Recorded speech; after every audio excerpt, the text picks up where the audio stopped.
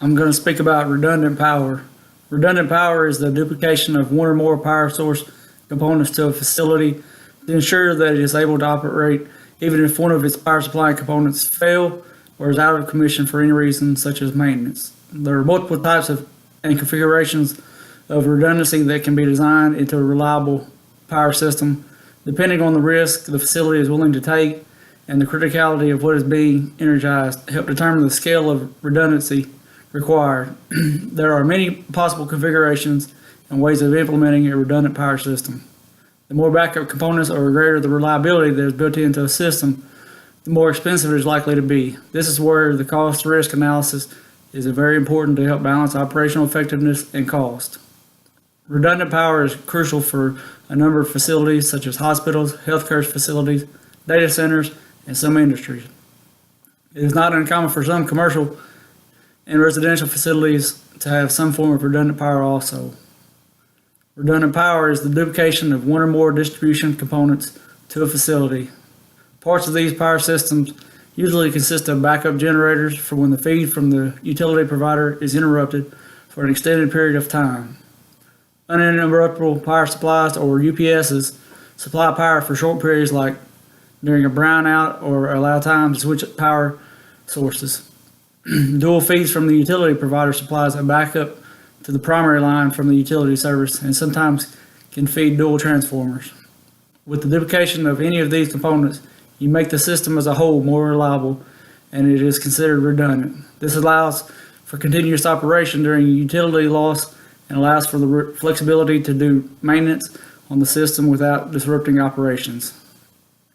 There are a few different forms of redundancy: standby, active or parallel, distributed, or completely independent systems, as well as hybrids. Standby redundancy is the duplication of power source, such as a generator that is turned on when the incoming power fails and the facility needs to continue to operate. Standby systems are used to reduce the loss of access to critical information and keep important equipment operating. These systems are usually found in commercial settings where the generator is designed to supply enough power to energize certain pieces of equipment, not the entire facility, and nothing that is time critical. There is also active or parallel redundancy. This gets a little more complicated and there are various levels of reliability that are used. An electrical engineer can be creative and design a number of types of parallel systems, but as the more reliability that is built into the system, the costlier it's going to be. The most reliable systems are distributed systems, but usually cost the most. These systems are nearly completely redundant at all components. They have paralleled incoming utility services, multiple paralleled UPSs, parallel switchgear, parallel automatic transfer switches or ATSs, buses, and feeders. In most systems, a UPS is in series with the incoming utility line to account for short outages of generally less than 2 hours or brownouts or other short disruptions. A few of the common configurations of redundancy are N+1, 2N, 2N+1, or possibly even no backups. For the N+1 system, N represents the number of components for the system to function properly, and the second number is the number of backups. A 2N system is like having two completely independent systems: dual utility providers, dual transformers, dual switches, and dual UPSs to ensure the highest degree of reliability. A 2N+1 system is a 2N system with another backup that can be called upon if needed. Some of the common facilities that rely heavily on redundant power include hospitals, medical centers, data centers, and some industrial facilities. Hospitals and healthcare facilities have to follow strict codes when it comes to power distribution because of the importance of the critical equipment. Some of the codes they must adhere to are the NFPA 70, 100, 110, and NEC 517, 700, and 701. In these facilities, power must be restored to emergency systems and critical equipment quickly and reliably, generally via UPS and backup generator set. When looking at redundant power in the healthcare industry, the critical loads take center stage and are the driving factor behind the type of redundancy. Emergency power system consists of three categories in healthcare facilities: life safety, which is the power that's required to allow people to do an emergency evacuation of the building safely during a power outage. These systems are restored within 10 seconds. The second category is the critical branch, which consumes a larger load, such as some of the lighting and receptacles in patients' rooms, ICUs, operating rooms, nurses' stations, pharmacies, labs, and other areas where patients are either directly cared for or their care is dependent on these areas. Power must be restored within 60 seconds. In hospitals, usually these systems are tied into dedicated power supplies, and receptacles are normally red with a green dot to identify that they are tied into the backup power distribution system and will continue to operate throughout a power failure via the UPS. The third category is equipment system loads. This can include equipment like vacuum pumps and compressors, smoke control systems, ventilation systems for delivery rooms and operating rooms, sterilizing equipment, elevators, automatic doors, and hyperbaric chambers. This power is allowed to be delayed, but is usually restored within 1 minute, either manually or through an automatic transfer switch.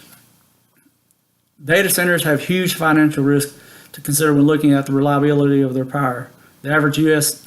data center loses $138,000 for 1 hour of data center downtime per year. Because of this large risk, it's not uncommon for data centers to spend several hundreds of thousands of dollars for 2N power redundancy. These centers rely not only on power to keep data information flowing, but to ensure that the ancillary equipment, such as the HVAC, fire suppression, and alarm systems, remain operable to support its equipment. Most industrial facilities rely on some sort of redundant power system, whether it be backup generator sets and or multiple feeders throughout the facility. Some facilities rely on redundant power more critically than others, and I would like to speak of one facility that I worked at, an aluminum smelter that required incoming transmission lines of 161 kV for 24/7 operation. We operated at an N+1 redundant system, operating 3 reduction lines, so that we had 4 incoming transmission lines. Each line consumed about 175 megawatts of power, so portable generators wouldn't be able to produce the amount of power needed to operate the reduction lines. The reason it's so critical is that if more than one incoming transmission line was down for over an hour and a half, you risk the molten aluminum solidifying and having to shut down the entire reduction line.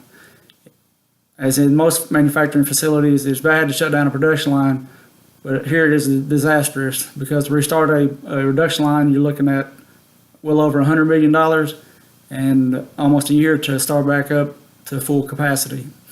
So reliability and redundancy was critical here, or you could face grave consequences. Residential power redundancy isn't as costly or critical as in commercial buildings, but it is more of a luxury to have a generator set during power outages. Homeowners can choose from a small portable generator or a permanent backup generator and an automatic transfer switch. When looking at redundant power, when it comes to residential setting, consumers are mainly concerned with major appliances such as refrigerators and freezers and a minimal amount of necessities, not the entire house. Redundant power is planning for the future and having the ability to restore power to a facility as quickly as possible if a component fails. We described the multiple configurations of redundancy, and then you must consider a cost-risk analysis when deciding on what type of system to install. As the criticality of the information or power consumer increases, the demand for increased reliability also increases. We have discussed some of the critical facilities that spend tremendous amount of time and money to ensure they have adequate power redundancy, such as healthcare facilities, data centers, and some industries. And we've also discussed the luxuries of residential backup generators, but the final decision on redundancy lies with the management or the homeowner and their ability to perform a cost-risk analysis and choose the most feasible redundant system for their facility. Thank you.